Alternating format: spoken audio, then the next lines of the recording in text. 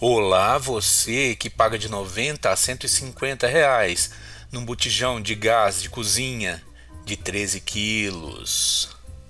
Notícias boas por aí. Apesar da guerra, as coisas costumam aumentar, mas pode ser que adiante teremos uma forma de reduzir o valor do gás, dos combustíveis em geral. O PT, aqui representado pelo líder do PT na Câmara, Pedro Uczai, do PT de Santa Catarina, e líderes signatários da Frente Parlamentar pela Restatização da BR Distribuidora e refinarias da Petrobras, e integrantes da FUP, Federação Única dos Petroleiros, e movimentos sociais nacionais, concederam uma entrevista dia 15 de abril de 2026 à imprensa no Salão Verde da Câmara dos Deputados. O tema: a necessidade da retomada pelo Estado da distribuição de combustíveis. O lançamento de uma frente parlamentar e de uma campanha nacional pela restatização da BR Distribuidora e um projeto de lei que autoriza a União a instituir empresa estatal ou subsidiária de sociedade de economia mista federal para atuar na distribuição de combustíveis, biocombustíveis e gás liquefeito de petróleo, o gás de cozinha. Vamos ouvir um pedaço dessa coletiva que foi na quarta-feira, né? Na última quarta-feira, dia 15 de abril. Nós temos clareza do que está acontecendo no mundo e uma grande oportunidade, contraditoriamente, que o mundo nos dá para pensar o futuro do Brasil em áreas estratégicas do desenvolvimento. Se de um lado nós temos a guerra do Irã, que está repercutindo no preço dos combustíveis, no preço do petróleo, no mundo inteiro e também no Brasil, e a imprensa, vocês têm acompanhado o aumento dos preços em várias regiões do país, com percentual maior ou menor, inclusive dependendo de onde vem o combustível, de qual refinaria vem, se vem da Petrobras ou se vem de outras refinarias, inclusive privatizadas. Então esse é um primeiro ponto. Eu fiz uma pesquisa rápida e o preço do botijão ali de 13 quilos, ele varia hoje no Brasil de R$ 85 até R$ 150. É claro, há o valor do frete, né? Tem locais que não tem refinaria nem no estado. Então lá provavelmente vai ser um pouco mais caro. Mas mais à frente a gente vai ver uma representante da Federação Única de Petroleiros, a FUP, que ela diz que sai da refinaria R$ 30. O segundo ponto que movimentou todas as entidades, as lideranças e o Brasil inteiro junto com nossa bancada foi o tema que nos colocou a nu a situação da privatização da BR Distribuidora e a privatização de refinarias, principalmente no Norte e no Nordeste, que repercutiu agressivamente no preço dos combustíveis. Portanto, nesse momento atual, quando a gente apresenta o projeto de lei 1853, que propõe a reestatização desses setores estratégicos, como a BR Distribuidora, e várias formas jurídicas e políticas que o governo pode ter como instrumento para ter no controle de preço, no cuidado com o preço para a sociedade brasileira, ter uma empresa de distribuição de combustíveis neste país. As três empresas que monopolizam a distribuição, em grande parte definem o preço e, ao invés de ter um preço que junto com a Petrobras controla, acompanha o preço internacional e nós pagamos a conta. Portanto, o que ele quer dizer é o seguinte, vai dizer provavelmente mais adiante, mas no governo anterior do senhor Inominável, simplesmente vendeu a distribuição. Então você vai num posto de gasolina BR, igual eu lembro sempre de um amigo meu que o pai dele só abastecia em posto BR porque ele estava favorecendo ao Brasil, uma empresa brasileira, né, Petrobras, Mas na verdade, desde do último governo, não é mais os postos todos da BR no Brasil não são da Petrobras. Hoje nós iniciamos aqui, muito mais do que uma frente interna dentro do parlamento, esse ato que acontece aqui é fazer uma frente nacional pela reestatização da BR Distribuidora e das refinarias privatizadas pelo governo anterior, pelo governo Jair Bolsonaro.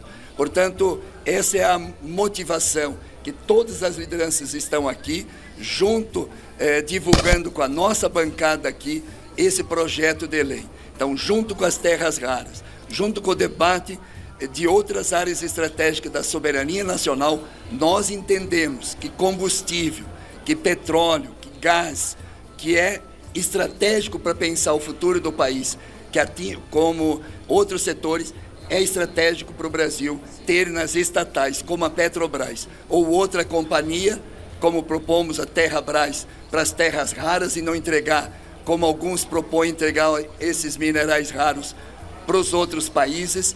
Também da questão dos combustíveis, é reestatizar, construir companhia estatal para ter cuidado com o combustível e também com o desenvolvimento econômico desse país. O que acontece? Hoje nós estamos numa situação vulnerável, digamos assim. Está havendo uma corrida por combustíveis, tem países que têm reserva para dias, país na Oceania que tem reserva para dias de combustíveis, por causa do conflito que está acontecendo ali no Estreito de Hormuz, que o Irã bloqueou a passagem de combustíveis para muitos países que são aliados aos Estados Unidos. De uma forma ou de outra, o combustível ele fica mais caro, porque tem escassez, foi feita a escassez. Só que, para nós, não houve escassez. E, pelo contrário, o governo está subsidiando o diesel. Mas, mesmo assim, os postos de gasolina estão aumentando e, provavelmente, essas empresas que compraram as partes da Petrobras no governo anterior, elas não querem saber se é uma oportunidade de ganho, de lucrar, vão aumentar os valores. E os postos de gasolina também. Tanto que o governo federal está fazendo fiscalização contra o aumento abusivo na bomba, né? Porque não era para aumentar. Boa noite, prezados. Eu sou Bárbara Bezerra, diretora da Federação Única dos Petroleiros. Bárbara Bezerra. Em 2019, a BR Distribuidora foi vendida para um grupo. E esse grupo ganhou o direito de continuar usando a marca Petrobras. Não existe hoje nenhum posto de gasolina da Petrobras, apesar deles estarem usando o nome da Petrobras comercialmente. Em 2020, foi vendida a Liquigás. E nós vemos o preço da botija de gás disparar com lucros exacerbados. Inclusive, a botija sai da distribuição a um preço de R$ 37,00. Chega ao consumidor, a família brasileira, em R$ 155,00. Isso aqui não é no Brasil inteiro, é lógico, né? Nos estados que a maioria não tem refinarias, né? Nesses estados sem refinarias, provavelmente é onde chega mais caro, né? E quanto mais para o interior do Brasil, acredito que vai chegar mais caro ainda. No Sudeste, pelo menos, está nessa faixa aí, a cerca de R$100, de 85 a R$100, né? Com o advento da guerra, nós sempre avisamos, sempre fomos contra. Privatizar faz muito mal ao Brasil. E com o advento da guerra no Irã, nós vimos os preços dos combustíveis dispararem. Apesar da Petrobras segurar os preços por algum período. Especulação. E nas refinarias que foram privatizadas, vendidas, esses preços, os aumentos chegaram a 88%. Não justifica. Nós precisamos de uma Petrobras, que o sistema Petrobras, ele volte do poço ao posto. Um sistema Petrobras forte, vertical, mas que atenda aos anseios do povo brasileiro. Soberania energética também é dignidade. Por isso, essa frente é tão importante. Soberania energética. Entendeu o que é isso? Isso quer dizer o seguinte: o governo federal, quando alguma coisa ocorrer, no caso a guerra, ele tem mais fôlego, mais cartas na manga para controlar o valor do botijão de gás que chega na nossa casa e daquela gasolina ou álcool que está ali na bomba, certo? Eu falo álcool porque o álcool também vai junto com a gasolina. Não sei, não entendo porquê, mas vai junto com a gasolina, apesar da gente não importar álcool. Enfim, os combustíveis em geral. Isso chama soberania energética, que ela diz. E nós somos muito dependentes do mercado, e sempre fomos, né, do mercado internacional, só que depois de 2020, com a privatização, ficamos muito mais dependentes. Por quê? Agora são empresas, ou seja, além do mercado internacional flutuar, essas empresas ainda ganham nessa flutuação. Para a reestatização do sistema Petrobras, para reaver as refinarias e a regulação da distribuição de combustíveis e gás, além de voltarmos e intensificarmos a produção de fertilizantes tão importante para a soberania alimentar. Ou seja, o heróico agro, que só ele que sustenta o Brasil, não existe mais nenhum setor que sustente o Brasil, né? É o que dizem, é o que eles dizem, certo? Mas de qualquer forma, o alimento ele é produzido no interior do Brasil, ele tem que ser transportado. O preço dos combustíveis vai influenciar. E a diretora aqui da FUP, ela bem lembrou que os fertilizantes também fazem parte dessa cadeia e são afetados também pela variação do petróleo, do preço do petróleo bruto. Ou seja, a Petrobras também influencia no valor dos fertilizantes, né? Aqui é interessante porque geralmente a gente não sabe como que uma lei, como que uma legislação às vezes nasce. Aqui nós estamos vendo uma frente sendo criada. Os trabalhadores estão envolvidos também com um representante da Câmara dos Deputados, com o deputado Pedro Sky. Ou seja, é assim que começa a ser formada uma lei. É uma coisa democrática, eu imagino. Hoje aqui é uma frente que eu chamaria uma frente nacional, uma frente política pela reestatização desses setores estratégicos. E enquanto a gente vai buscando assinatura, mesmo que não consiga assinatura, nós vamos fazer a frente funcionar, mas não só com deputados. A partir de hoje, várias entidades vão indicar seus líderes para compor essa frente nacional junto com os parlamentares. Nós temos muita tarefa aqui, muita agenda. Então nós estamos agora, hoje nós já buscamos uma outra tática para buscar as assinaturas.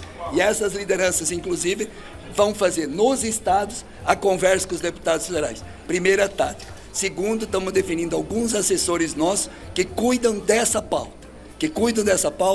E nós, deputados, individualmente, eu vou individualmente conversar com os deputados, porque a gente manda o papel, manda lá o QR Code, tá? Os deputados olham mais uma frente.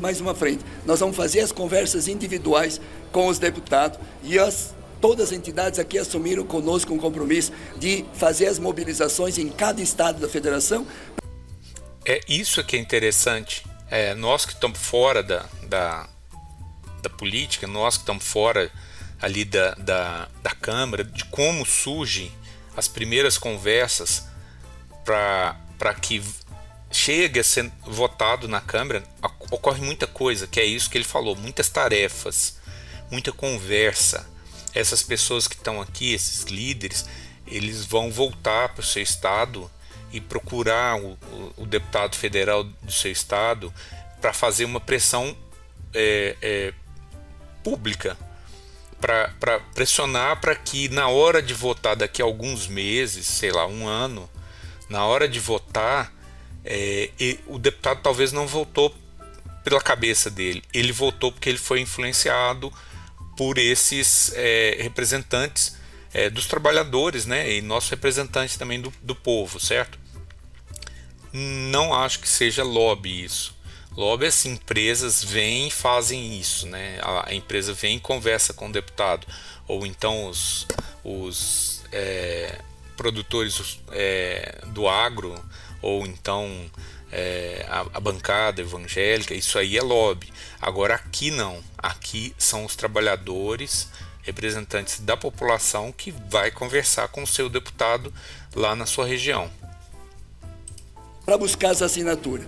Mas isso não impede, e isso é concreto aqui, nessa Frente Nacional, tendo ou não as assinaturas, nós já estamos trabalhando e vamos fazer o projeto andar. Tanto é que andou essa frente, que foi ouvindo todas essas entidades que permitiu apresentar esse projeto de lei.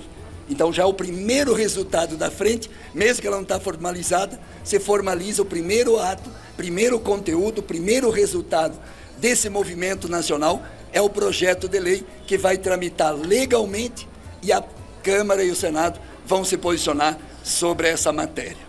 Quando se falou aqui das privatizações, essa foi uma do número que deu impacto, não só o óleo, não só em função da guerra, mas um mercado que não tenha uma empresa que possa produzir, do ponto de vista público, de interesse público, distribuir gás para a população brasileira. É uma necessidade de primeira hora. Não tem como uma família ficar sem gás. Como é que tu deixa só sob o controle privado o gás que vai em todas as casas, como óleo, gasolina, etc. Qualquer desses setores, como das terras raras. Eu acho que tem um debate da soberania nacional, que nós vamos enfrentar esse ano, que nós vamos enfrentar todos, e a sociedade brasileira vai compreender que Brasil nós queremos e o que a extrema-direita quer nesse país. Como esse nós apresentamos agora, hoje, e eu tenho uma conversa com o presidente sobre vários pontos de pauta, e eu vou colocar esse ponto de pauta. Ele já nos acolheu das terras raras, já incorporando no tema que vai ser deliberado nesse mês.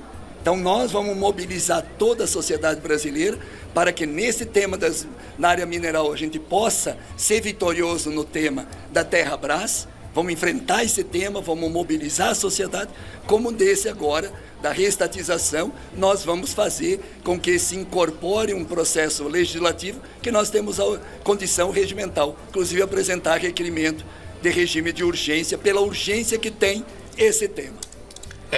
Ele falou sobre mobilizar a sociedade. Isso aqui que nós estamos fazendo é um tipo de mobilização. Agora talvez você não soubesse sobre essa conversa de reestatizar a distribuição da Petrobras. Agora você sabe, e talvez você não soubesse que depende da mobilização da sociedade também para que essa conversa vá para frente e seja reestatizada e o governo volte a ter um controle maior, 100% não, mas maior, do valor do combustível que nós usamos para tudo, né, em nossas vidas, né? A comida só chega na nossa mesa por causa do combustível, certo? E o gás também é uma parte disso. Então essa é a mobilização. Talvez, se você compartilhar esse vídeo ou os shorts que eu vou fazer sobre esse assunto, a gente vai estar ajudando nessa mobilização, certo? Esse ano, nós queremos votar esse ano. A sociedade brasileira tem que participar desse debate, tem que democratizar esse debate. E queremos antes das eleições. Legal. Fechou? Nós queremos. Petroleiros e petroleiras, luta e resistência! Petroleiros e petroleiras, luta e resistência! Petroleiros e petroleiras, luta e resistência! Defender a Petrobras é defender o Brasil! Defender a Petrobras é defender o Brasil! Defender a Petrobras é defender o Brasil! É bem legal. A Petrobras, ela é o que se dizia, né, na época do Fernando Henrique, eu acho, que Fernando Henrique quis e chegou a Telebrás, se não me engano, e a Eletrobras, mas a Telebrás foi na época do Fernando Henrique, que foi privatizada, né? os jornalistas falavam que o Brasil tinha várias joias da coroa, né? Vale, Eletrobras, Telebrás e Petrobras, que são empresas multibilionárias, mas mais do que o valor valor pelo qual foi privatizado, que são valores irrisórios em relação ao valor da empresa em si, é o valor estratégico, né? Soberania nacional. E a cada vez que você pega uma empresa como a Vale e privatiza, uma empresa como a Petrobras e privatiza a distribuição, uma empresa como a Eletrobras e privatiza, nós estamos dando para empresas que podem ser dos Estados Unidos, que podem ser da Inglaterra, que podem ser de Israel, que podem ser russas. Nós estamos dando a essas empresas a capacidade de controlar os nossos recursos. Então nós temos que pensar bem sobre queremos um Estado mínimo, mas onde não há Estado, há o quê? Empresas controlando coisas tão básicas quanto o gás que está na cozinha de cada brasileiro hoje em dia. Então isso está nas mãos de empresas como bancos, por exemplo. Os bancos podem ser acionistas dessas empresas e a gente sabe que o banco não quer nada para o social. O banco só quer um lucro. E todas as empresas são assim também. Então que bom que esse deputado está liderando, né? E que bom também que ele já falou que quer para antes das eleições, e isso pode acontecer. E pode ser que a gente comece o ano de 2027 com combustíveis controlados, o valor de combustíveis controlados, um pouco mais barato, né? E tomara que essa decisão idiota de 2020 do governo anterior, pode ser que acabe esse ciclo agora, né? Que se viu que não deu muito certo, né? Bom, e você? Sabia sobre esse assunto? Comenta aqui embaixo. Você concorda com a estatização da linha de distribuição da Petrobras? Comenta aqui embaixo. Dá um like. Tem 2 vídeos aqui que eu acho que um deles veio para você. Tapioca Pirata agradece.